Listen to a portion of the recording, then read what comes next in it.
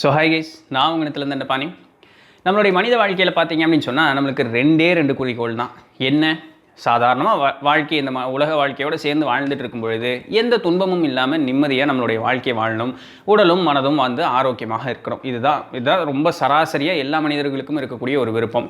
இரண்டாவது வகை அப்படின்னு பார்த்தோம் அப்படின்னு சொன்னால் அந்த ஞான நிலையை நோக்கி போவது. இந்த உலக வாழ்க்கை வேண்டாம், இதெல்லாமே போய் அழியக்கூடியது, உடல் அழியக்கூடியது, இது மேலே பற்றுக்கள் வேண்டாம் அப்படின்னு சொல்லிட்டு இது எல்லாத்தையும் வேண்டாம்னு சொல்லிட்டு ஆன்ம ஞானத்திற்கு அடைய போக வேண்டியது. இது ரெண்டுமே பார்த்தீங்க அப்படின்னு சொன்னால் ஏதோ ஒரு கட்டத்தில் ஆரம்பிச்சிருந்திருக்கும் இல்லையா? அந்த ஆரம்பித்த கட்டம் அப்படின்னு பார்க்கும்பொழுது ரொம்ப எளிமையான ஒரு முறையில் தான் கண்டிப்பாக தந்திருந்திருப்பாங்க.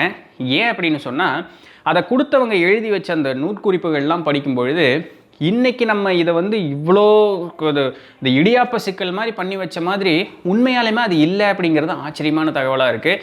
அவர்கள் சொன்னது, உன்னுடைய வாழ்க்கையை உனக்கு பிடிச்ச மாதிரி அமைதியாகவும் நிம்மதியாகவும் வாழுப்பா, அதுவே போதும், அது அப்படியே வாழ்ந்துட்டே இரு, உனக்கே அறியாமல் நீ ஒரு கட்டத்தில் நீ ஞான நிலைக்கு போய் சேர்ந்துருவ. இதுதாங்க அவங்க சொன்னது.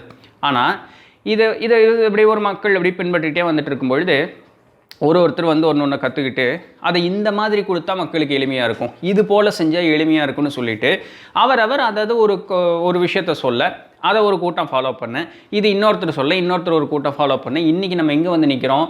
ஒரு ரொம்ப எளிமையான ஒரு பயிற்சியை இன்றைக்கி வந்து இடியாப்ப சிக்கல் மாதிரி கொண்டு வந்து நிறுத்திட்டோம். நம்மளுக்கு வந்து சராசரியான வாழ்க்கை வாழ்ந்தாலும் சரி, இல்லை ஞான வாழ்க்கை வாழ்ந்தாலும் சரி, எங்கேயாவது போனால் அதை என்ன எதை தின்ன பெத்தந்தெளிங்கிற மாதிரி எங்கே போனால் எனக்கு நிம்மதி கிடைக்கும் அப்படிங்கிறது தெரியாமல் ஆற்றுல ஒரு கால் சேத்துல ஒரு கால் வச்ச மாதிரி ஒரு நிலைமை ஆகிப்போச்சு. அப்படி ஒன்று தான் பார்த்தீங்கன்னா இன்றைக்கி பார்க்கக்கூடிய பிரமிட் மெடிடேஷன் அப்படின்னு சொல்லக்கூடியது. ஏன் இதை சொல்லிவிட்டு இந்த பிரமிட் மெடிடேஷன் சொல்கிறேன்னா, நம்மளுடைய சப்ஸ்கிரைபர் 4-5 நாளாக கேட்டுகிட்டே இருந்தாங்க. இது வந்து தொண்டு தொற்று நம்மக்கிட்ட இருந்துகிட்டே தான் வந்துகிட்டே இருக்குது. இதில் இன்னொரு பிரச்சனை ஒன்று இருக்குது. என்ன அப்படின்னா, நம்மக்கிட்ட இருக்கக்கூடிய எல்லா செய்திகளையும் மேலை நாட்டவர்கள் எடுத்துகிட்டு போய் அவர்கள் ஒரு புது பெயர் வச்சு அதை கொண்டு வந்து திருப்பி நம்மகிட்டே கொடுக்குறாங்க.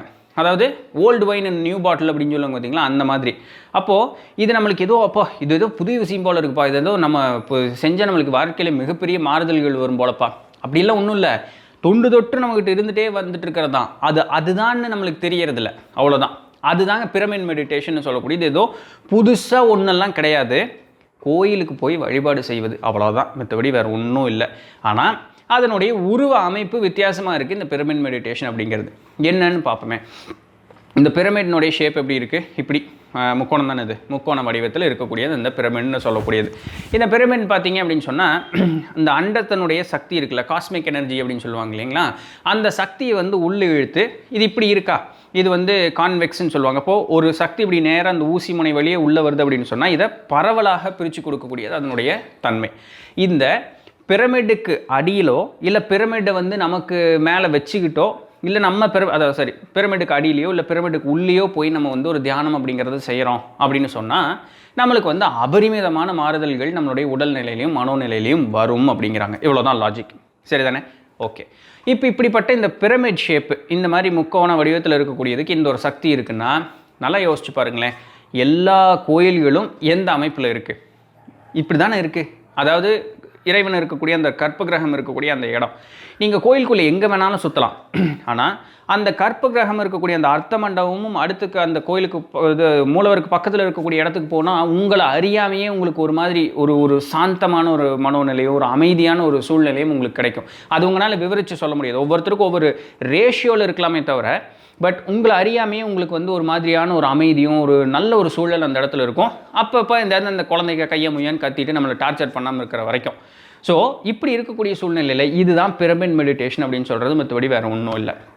இன்னொரு அறிவியலாளர்கள் சொல்லக்கூடியது என்ன அப்படின்னு சொன்னால், தமிழர்களுடைய கோட்பாடின்படி தான் எகிப்தினுடைய கோட்பாடு உருவாயிருக்கு அப்படின்னு சொல்லிட்டு நிறைய ஆராய்ச்சியாளர்கள் அதை சொல்கிறாங்க. பிரமிடுக்குள்ளே வந்து தமிழ் எழுத்துக்கள் இருக்குதுன்னு சொல்கிறாங்க. நெட்டில் நான் தேடி பார்த்தேன், அப்படி ஒன்றும் கிடைக்கல. உங்களுக்கு ஏதாவது தகவல் தெரிஞ்சால் சொல்லுங்கள். பட் எனிவே அந்த இடத்துல சரி, இதை சொல்லிடுறேன். அப்போ அந்த இடத்துல போகும்பொழுது இயற்கையாக உண்டான மலைகள் எதுவும் இல்லை. இந்த மாதிரி மிகப்பெரிய கோவில்கள் கட்டுறதுக்கு உண்டான சாத்தியக்கூறுகள் அந்த இடத்துல இருந்ததோ இல்லையோ அது என்னமோ தெரியல. ஆனால் இந்த பிரமிட் ஸ்ட்ரக்சரை வந்து அவங்க கட்டும் பொழுது இந்த கோயிலுக்கு ஒப்பான ஒரு அமைப்பு தான் அந்த இடத்துல இருக்குது. இது கோயிலே பேசாமல் கட்டியிருக்கலாமே அப்படின்னு கேட்கும்பொழுது இது ஆக்சுவலாக கோயிலை விட அதிகமாக பவர்ஃபுல்லாக இருக்கக்கூடிய இன்னொரு அமைப்புக்கு ஒத்து வர மாதிரி தான் அதை கட்டியிருக்காங்க. என்ன அப்படின்னு பார்க்கும்பொழுது நம்மளுடைய மலைகள், மவுண்டெயின்ஸ் இருக்கு இல்லையா, மலைகள், மலைகளினுடைய வடிவம் எப்படி இருக்குது? கூம்பு வடிவமாக தானே இருக்குது. அதற்குள்ள குகைகளுக்குள்ளே போய் ஏன் சித்தர்கள் தவம் செஞ்சாங்க? இயற்கையாகவே இந்த பூமியிலிருந்தே அப்படி விளைஞ்சி வெளியே வந்ததுக்கு செயற்கையாக கட்டி அமைப்பை உண்டாக்குறத விட இந்த இயற்கையாகவே வருவதற்கு அதிகப்படியான சக்தி அப்படிங்கிறது அதற்குள்ளே உண்டு. அப்போது நம்ம என்னன்னு பார்த்தோம், ஒன்றா அந்த பிரமிட்டுக்கு உள்ளே இருந்து நீங்கள் உங்கள் தவம் செய்யணும், இல்லை பிரமிட்டுக்கு கீழே இருந்து தவம் செய்யணும். மலையை குறைஞ்சிட்டு நம்மளால் கீழே போக முடியாது. ஆனால் இயற்கையாகவே அந்த மலைகளுக்கு உள்ளாக சென்று தவம் செய்வதற்குண்டான சாத்தியக்கூறுகளும் வாய்ப்புகளும் உண்டு. அதற்கு பேர் என்ன? குகைகள். இந்த குகைகள்லையும் எப்படி உட்கார்ந்து சித்தர்கள் தவம் செய்வாங்கன்னு சொல்லிட்டு அந்த சிதம்பரத்துறையிட்ட கேட்டிருக்கேன் அப்படின்னு சொன்னால், அந்த குகை சுவர்கள் இருக்கும்ல, அதோடு அப்படி ஒட்டி இருப்பாங்களாம். அந்த சுவர் வந்து அவர்கள் மேலே, அந்த முதுகுத்தண்டு மேலே நல்லா அப்படி பதிஞ்சு இருக்கிற அளவுக்கு நல்லா அமர்ந்து ஆசனம் போட்டு அமர்ந்து உட்கார்ந்து அந்த சாஞ்சு இப்படி உட்கார்ந்துற மாதிரி தவம் செய்வாங்களாம். ஏன்னா அதிகப்படியான அந்த எனர்ஜி பூமிக்கு உள்ளிருந்து வரக்கூடியதும் சரி, மேலிருந்தாக உள்ள இறங்குறதும் சரி, அவர்களுடைய உடலில் அபரிமிதமாக உள்ள பாயும். இதனால் அவர்களுடைய அந்த யோக பலம், உடல் பலம், மனோபலம் எல்லாமே வந்து ரொம்ப துரிதமான காலத்திற்குள்ளாகவே அபரிமிதமாக மேலே வந்துடும் அப்படிங்கிற ஒரு கோட்பாடு சொல்லப்படுது. அதனால தான் குகைகளில் சென்று ஒரு மண்டல காலம், அதாவது உணவு கட்டுப்பாடோட மனக்கட்டுப்பாடோட குகைகளில் சென்றுட்டு அமைதியாக உட்கார்ந்து இருக்கக்கூடியவர்களுடைய மனோநிலை ரொம்ப அதிகமாகவே மாறுபடுகிறது. ஒருவேளை ஆராய்ச்சியாளர்கள் சொல்கிறது படி பார்க்கும் பொழுது தமிழர்கள் தான் எகிப்துக்கு போயிருந்தாங்க அப்படின்னு சொன்னால் இந்த இயற்கையான மலைகள் இல்லை அப்படிங்கிறதுனால மேபி அந்த காலகட்டங்களில் கோயில்கள் அப்படின்னு சொல்லக்கூடிய ஒரு கான்செப்ட் இல்லாமல் கூட இருந்திருக்கலாமா இருக்கும். அப்போது இயற்கையாக இருக்கக்கூடிய அந்த ஒரு மலைகளை செயற்கையாக அங்கே உண்டு பண்ணினதாக கூட பிரமிடாக இருந்திருக்கலாம். ஆல் இருந்திருக்கலாம் தான், தெரியல. பட் கான்செப்ட் எல்லாமே ஒரே மாதிரி தான் இருக்குது. ஏன் இதை சொல்கிறேன் அப்படின்னு சொன்னால், நாஸ்ட்ரடாமஸ், அலெக்சாண்டர், அதுக்கப்புறம் பால் பிரண்டன், இவங்க எல்லாருமே வந்து அந்த பிரமிடுக்குள்ளே போய் தவம் செய்ததாக குறிப்புகள் உண்டு. நாஸ்ட்ரடாமஸ்க்கு வந்து அங்கே போயிட்டு ஒரு ராத்திரி அவர் வந்து அங்கே உள்ளிருந்து வெளியே வரும்பொழுது அவர் ரொம்ப நாள் பேசவே இல்லையாம், பைத்தியம் முடிச்ச மாதிரியே இருந்தாராம். கொஞ்ச நாளைக்கு பிறகு தான் அவர் வந்து ஒரு சுயநலவுக்கு வந்ததாகவும் அதற்கு பிறகு தான் அவருக்கு வந்து அந்த மாதிரி எதிர்காலத்தை கணிக்கக்கூடிய அந்த சக்திகள் கிடைச்சதாகவும் சொல்லப்படுது. அலெக்சாண்டர் வந்து இதை சோதிக்கிறதுக்கு அது என்ன பிரமிட்னா அவ்வளோ பெரிய விஷயமானு உள்ளே போய் கொஞ்ச நேரத்துக்குள்ளாகவே அவர் வெளியே வந்துட்டாராம். வெளியே வந்து அவரும் ரொம்ப பேசவே இல்லையா, உடல் முழுசும் வேர்த்து விறுவிறுத்து போய் உட்கார்ந்தாராம். அது அவருடைய அங்கே என்ன நடந்ததுன்னு சொல்லி அவர் வந்து கடைசி வரைக்கும் வெளியே சொல்லவே இல்லையா. ஆனால் இங்கே யாருமே இதற்கப்புறம் போக வேண்டாம் அப்படிங்கிற மாதிரி ஒரு தகவலை மட்டும் சொன்னதாக சொல்லப்படுது. பால் பிரண்டன் நம்மளுடைய சேனல்லே வந்து இந்த ஜென்ரல்ங்கிற பிளேலிஸ்ட்டு கீழே இருக்குது. அவர் உள்ளே போய் வரும்பொழுது ஆன்மாக்களை பார்த்ததாகவும் சித்தர்களை வந்து பார்த்ததாகவும் அவர் வந்து சொல்லப்படுறார். அந்த ஆன்மா தன்னுடைய அந்த உடல் விட்டு ஆன்மா வெளியே வரக்கூடிய அந்த அனுபவங்கள் அவர் கிடைச்சதாகவும் சொல்கிறார். ஸோ இது எல்லாமே அவருடைய நூற்குறிப்பில் பால் பிரண்டன் எழுதி வச்சுருக்கார். இது எல்லாமே மலைகளுக்கும் குகைகளுக்கும் சென்று தவம் செய்யும் பொழுது நடக்கும். இந்த சாத்தியங்கள் எல்லாத்திற்கும் இருப்பதில்லை. இப்படி ஒரு சூழ்நிலை வரும்பொழுது நான் என்ன பண்ணணும் அப்படின்னு கேட்டால், இன்றைக்கி நம்ம ஒன்றா மரத்துலேயோ இல்லை உலோகங்கள் பயன்படுத்த வேண்டாம் அப்படிங்கிறது. மரம் தான் இருக்கிறதுலே சிம்பிளான ஒரு விஷயம். அந்த மரத்தில் வந்து இந்த பிரமிடு மாதிரி ஒரு 4 சட்டத்தை இப்படி வச்சுட்டு கீழே 4 பேஸ் வச்சு அந்த பிரமிடு மாதிரி ஒரு ஆள் ஒசரத்துக்கு உட்கார்ற மாதிரி. இப்போ நம்ம இருக்கோன்னு வச்சுங்களேன், நம்மளை விட இன்னொரு மடங்கு அதிகமாக, இப்போ நம்ம 5 அடி இருக்கோம்னா 10 அடிக்கு ஒரு பிரமிடை ஒரு மாதிரி ஒன்று கட்டிக்கணும். கட்டிட்டு அதுக்குள்ளே போய் உட்காந்து நீங்கள் அந்த தவம் செய்யணும். ஸோ இந்த உங்களுடைய உச்சி இருக்கு இல்லையா, இந்த உச்சியும் அந்த பிரமிடினுடைய அந்த கூம்பு இருக்கு இல்லையா, அதுவும் உங்கள் தலைக்கு நேராக இருக்கணும். அந்த மாதிரி அமைப்பு இருக்கிற மாதிரி ஒரு மரத்தில் சட்டத்தில் செஞ்சு போய் உட்காந்தா போதும். இது ஒரு வழி.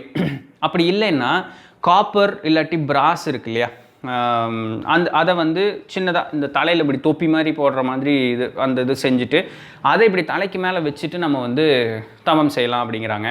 தியானம் தவம்ங்கிற அளவுக்கு பெரிய ஆள் இல்லைனாலுமே தியானம் நம்ம வந்து செய்யலாம். இன்றைக்கி சும்மா ஆன்லைனில் போய் பார்த்தீங்கன்னா இந்த பிளாஸ்டிக்கில் இதெல்லாமே ஏகப்பட்ட இந்த சிந்தட்டிக்கு ரெசின் இதெல்லாம் போட்டு அதெல்லாம் வேண்டாம். மரம் சிறந்தது. அப்படி இல்லைன்னா காப்பரோ பிராஸோ, அப்படி இல்லைன்னா வெள்ளியோ தங்கமோ, இதில் எது இருந்தாலுமே சிறப்பாக அது வந்து வேலை செய்யும்.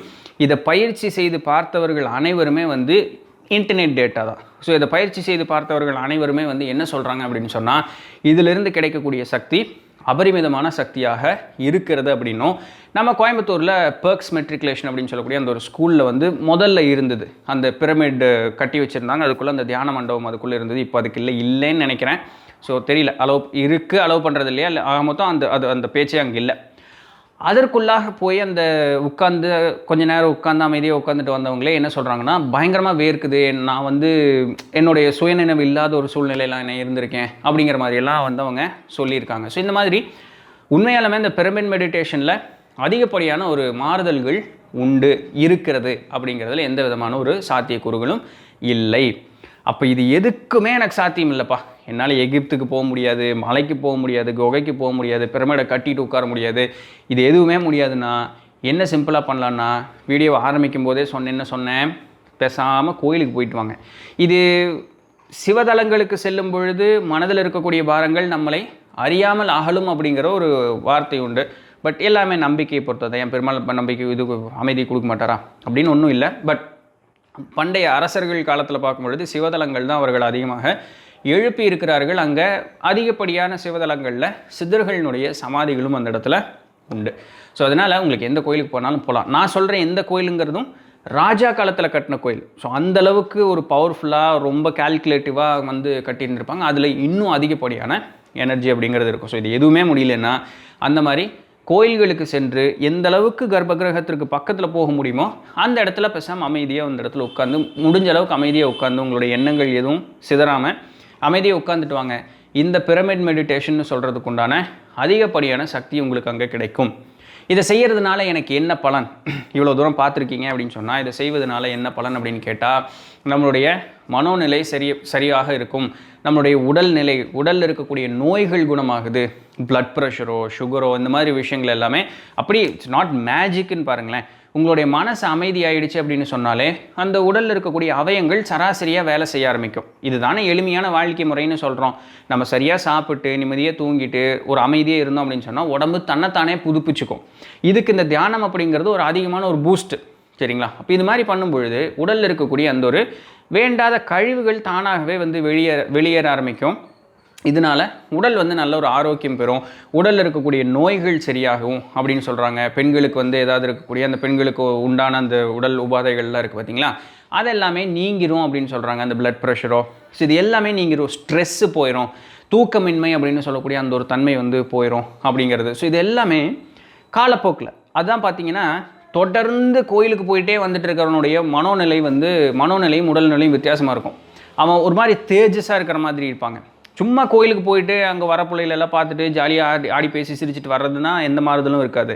அங்கே போய் இந்த மாதிரி அமைதியாக பொறுமையாக உட்காந்து ஒரு தியான நிலையில் மனசு அப்படியே அமைதிப்படுத்திட்டு வரக்கூடியவர்களுடைய வாழ்க்கையில் மனோநிலையும் அவர்களுடைய வாழ்க்கையும் அவருடைய உடல்நிலையும் அபரிமிதமான மாறுதல்கள் அப்படிங்கிறது கண்டிப்பாக இருக்கும்.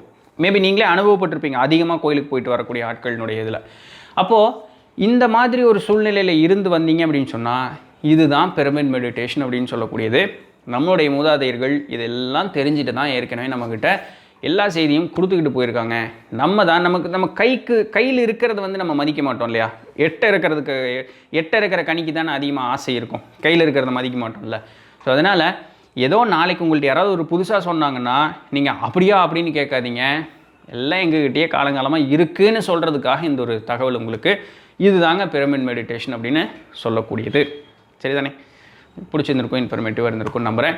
நாளைக்கு வேறு ஏதாவது ஒரு சுவாரஸ்யமான செய்தியில் சந்திப்போம். தொடர்ந்து இணைந்திருங்கள். நான் உங்கள் நித்திலன் தண்டபாணி. நன்றி.